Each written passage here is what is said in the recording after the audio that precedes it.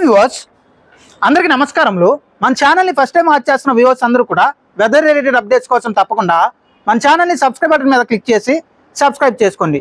ఎందుకంటే మన ఛానల్ మీరు సబ్స్క్రైబ్ చేసుకుంటే మన ఛానల్లో వచ్చే వెదర్ అప్డేట్స్ కానీ సమాచారం కానీ మీకు త్వరగా వేగంగా వచ్చే అవకాశం అయితే ఉంది। నాపై మీరు కురిపిస్తున్న అభిమానానికి మన ఛానల్ పై మీరు చూపిస్తున్న ఆదరణకు నా హృదయపూర్వక కృతజ్ఞతలు। దక్షిణ బంగాళాఖాతంలో 27వ తారీఖున మరొక అల్పపీడనం ఏర్పడే అవకాశం అయితే ఉంది। ఇది ముఖ్యంగా శ్రీలంకలోని దక్షిణ భాగానికి 31వ తారీఖుకి చేరుకునే అవకాశం అయితే ఉంది। ఆ తర్వాత దీని గమనం ఎటువైపుగా ఉంటుంది అనేది రానున్న రోజుల్లో క్లారిటీ వచ్చే అవకాశం అయితే ఉంది। అలాగే ప్రస్తుతం కురుస్తున్న వర్షాలు ఇంకా ఎన్ని రోజులు కురిసే అవకాశం ఉంది, అలాగే రానున్న రోజుల్లో అల్పపీడనం ప్రభావం ఏ ఏ ప్రాంతాల్లో అత్యధికంగా ఉండే అవకాశం ఉంది, అలాగే ప్రస్తుతం తీరాన్ని తాకేది ఎక్కడ ప్రస్తుతం కొనసాగుతున్న అల్పపీడనం అనే దాని గురించి క్లియర్ కట్ అయితే చూద్దాం। ముందుగా మనం చూసుకుంటే మీ అందరికీ అర్థమయ్యే విధంగా ఒక మ్యాప్ అయితే ఉంచడం జరిగింది। అందరూ కూడా ఇది శ్రీలంక, అలాగే ముఖ్యంగా మనం చూసుకుంటే తమిళనాడు రాష్ట్రం, ఆంధ్రప్రదేశ్, తెలంగాణ, బే ఆఫ్ బెంగాల్ అయితే అనుకోండి।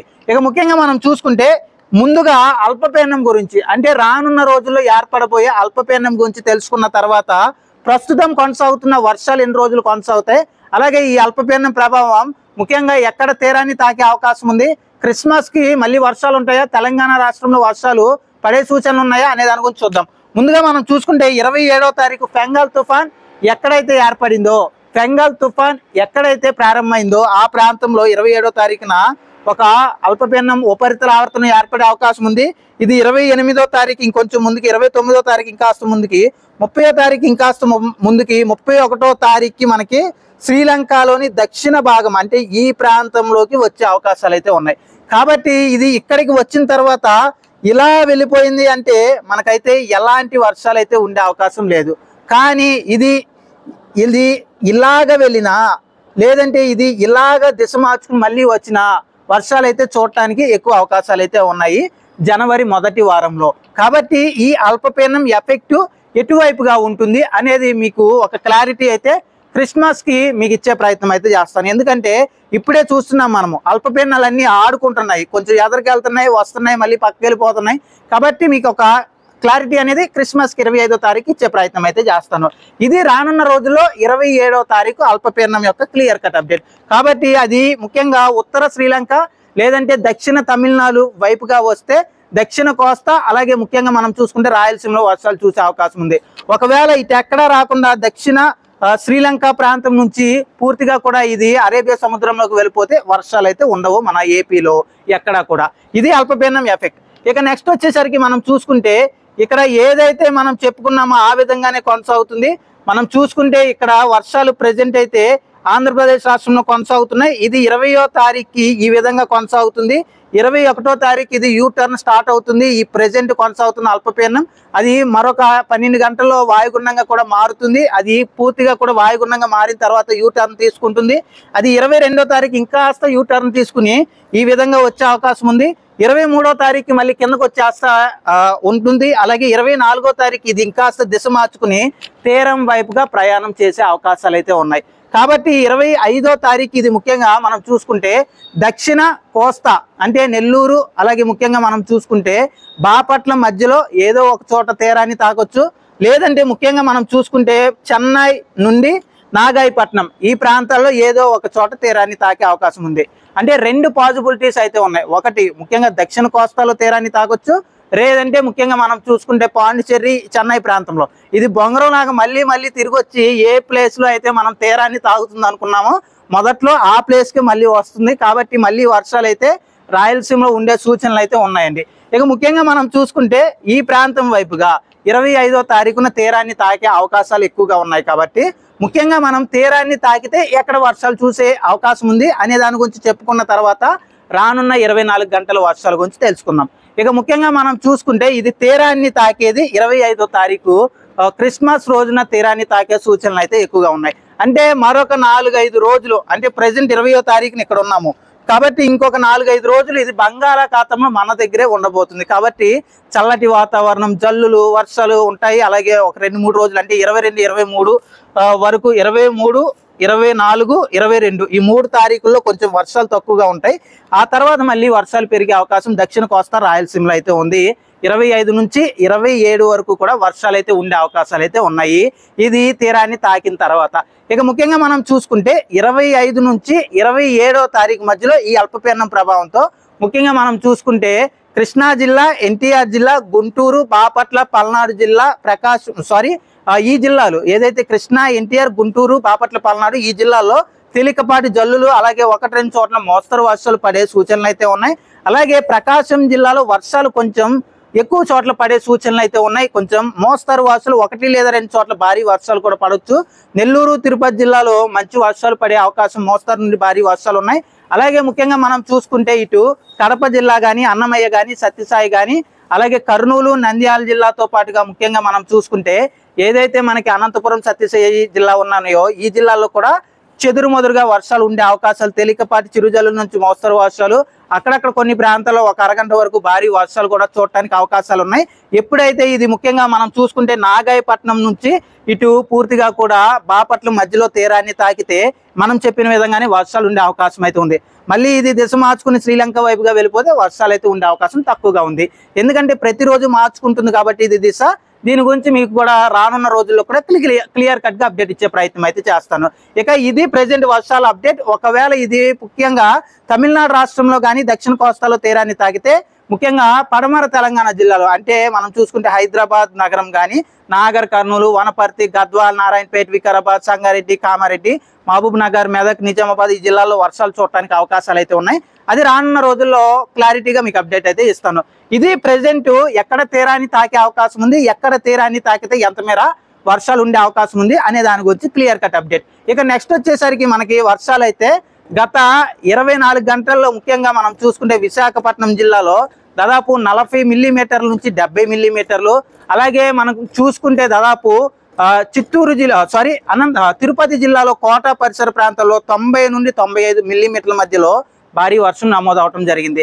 అలాగే కడప జిల్లాలోని పొద్దుటూరు ప్రాంతం కానీ, అలాగే కొన్ని చోట్ల అక్కడక్కడ రాయలసీమ జిల్లాలో కూడా మోస్తరు వర్షాలు, 1-2 చోట్ల భారీ వర్షాలు కూడా నమోదవుతున్నాయి. కాబట్టి ఓవరాల్ గా మరొక 24 గంటలు దీని ఎఫెక్ట్ ఉంటుంది. ఆ తర్వాత మళ్ళీ 25వ తారీఖు నుంచి ప్రారంభమయ్యే సూచనలు అయితే ఉన్నాయి. కాబట్టి రానున్న 24 గంటలు ఏ జిల్లాలో ఎంత మేర వర్షాలు ఉండే అవకాశం ఉంది అనే దాని గురించి క్లియర్ కట్ గా చూద్దాం. అంతకంటే ముందుగా తెలంగాణ రాష్ట్రంలో చల్లటి వాతావరణం అయితే కొనసాగే అవకాశం ఉంది. మధ్యాహ్నం నుంచి కూడా చల్లటి వాతావరణం, చాలా ప్రాంతాల్లో ముసురు వాతావరణం అంటే మబ్బులు మాత్రమే కొనసాగుతాయని ఆల్రెడీ చెప్పడం జరిగింది. ఆ విధంగా చాలా ప్రాంతాల్లో మబ్బులకు మాత్రమే పరిమితం అవడం జరిగింది.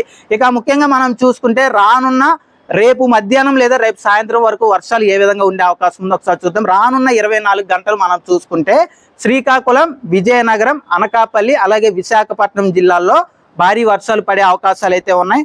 అలాగే కాకినాడ, కోనసీమ, పార్వతీపురం మన్యం జిల్లా, అల్లూరి సీతారామరాజు, ముఖ్యంగా నెల్లూరు జిల్లా, తిరుపతి జిల్లాలో మోస్తరు వర్షాలు, 1 లేదా 2 చోట్ల భారీ వర్షాలు పడటానికి అవకాశాలు అయితే ఉన్నాయి.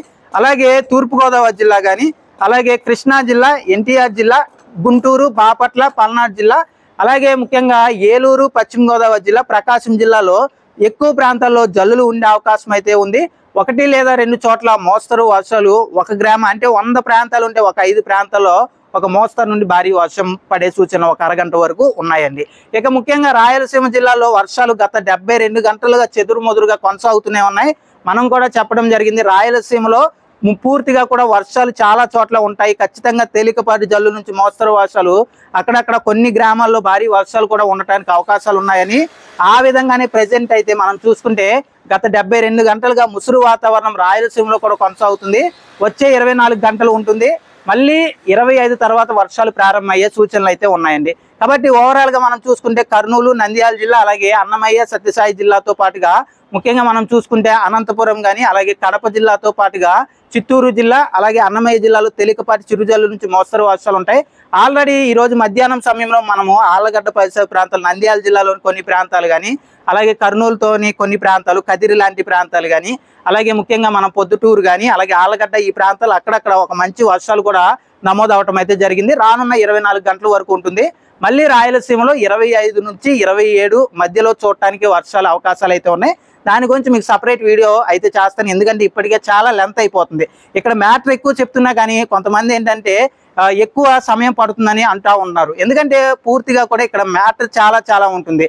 ముఖ్యంగా ఆంధ్రప్రదేశ్ రాష్ట్రంలోని దాదాపు 26 జిల్లాలు, అలాగే తెలంగాణ రాష్ట్రంలోని దాదాపు 33 జిల్లాలు, ఈ రెండింటిని కవర్ చేయాలంటే కనీసం ఒక అరగంట సమయం అయితే పడుతుంది. కానీ నేను మీ అందరి కోసం ఇంకాస్త తగ్గించి మరి దాదాపు తక్కువ సమయం అయితే చెప్తున్నాను, మీకు క్లియర్ కట్ అప్డేట్ అయితే ఇస్తున్నాను. కాబట్టి ఉత్తరాంధ్రలోని తీర ప్రాంత ప్రజలు, మధ్యాంధ్రలోని తీర ప్రాంత ప్రజలతో పాటుగా దక్షిణాంధ్ర, తూర్పు రాయలసీమ ప్రజలు అలర్ట్గా ఉండండి. ఇది పూర్తిగా కూడా 25 తర్వాత తీరాన్ని తాకే సందర్భంలో మరొకసారి వర్షాలు 25 నుంచి 27 లేదా 28 మధ్యలో నమోదయ్యే సూచనలు అయితే ఉన్నాయి. అలాగే 27వ తారీఖున అల్పపీడనం ఏర్పడబోతుంది. అది ఎటువైపుగా ప్రయాణం చేస్తుంది అనేది మనకి రానున్న 4-5 రోజుల్లో ఒక స్పష్టత వచ్చే అవకాశం అయితే ఉంది. నాపై మీరు కురిపిస్తున్న అభిమానానికి, మన ఛానల్పై మీరు చూపిస్తున్న ఆదరణకు నా హృదయపూర్వక కృతజ్ఞతలు. గత 18 నెలలుగా వాయుగుండాలు, అల్పపీడనాలు, తుఫాన్లు అన్నీ కూడా ప్రజలందరికీ వేగంగా సమాచారం ఇవ్వడం వల్లే దాదాపు 73,500 సబ్స్క్రైబర్లు కేవలం 18 నెలల్లో మాత్రమే మనల్ని ఆదరించడం జరిగింది. మీ అభిమానం వెలకట్టలేనిది.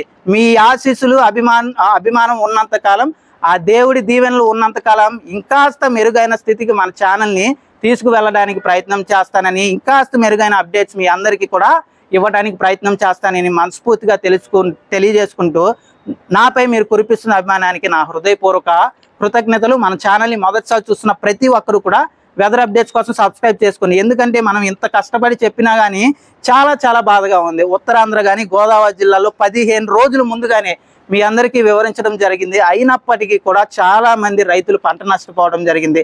ఒక కుటుంబం పంట నష్టపోయిందంటే ఆ కుటుంబంలో ఉన్న విద్యార్థి పంట నష్టపోయినట్టు, ఆ కుటుంబంలో ఉన్న మహిళ పంట నష్టపోయినట్లే, ఆ కుటుంబంలో ఎదురు చూస్తున్న రైతు ఆనందం పంట నష్టపోవడం వల్లే పోతుంది. కాబట్టి ఒక కుటుంబంలో చాలా మంది నష్టపోతారు పంట నష్టపోయింది అంటే.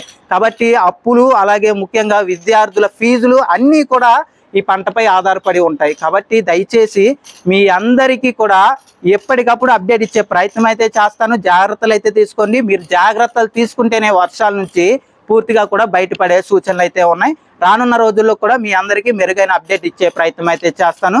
మన ఛానల్ని మొదటిసారి చూస్తున్న ప్రతి ఒక్కరు కూడా వెదర్ అప్డేట్స్ కోసం సబ్స్క్రైబ్ బటన్ మీద క్లిక్ చేసి సబ్స్క్రైబ్ చేసుకోండి. థ్యాంక్ యూ అండి.